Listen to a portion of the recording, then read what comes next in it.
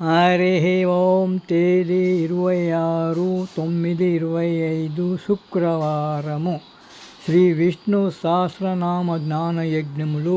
శ్రీ విష్ణు సహస్రనామాల నుండి 82వ శ్లోకము. చతుర్మూర్తి చతుర్బాహు చతుర్వ్యూహ చతుర్గతి చతురాత్మా చతుర్భావ చతుర్వేదా విదేకపాత్.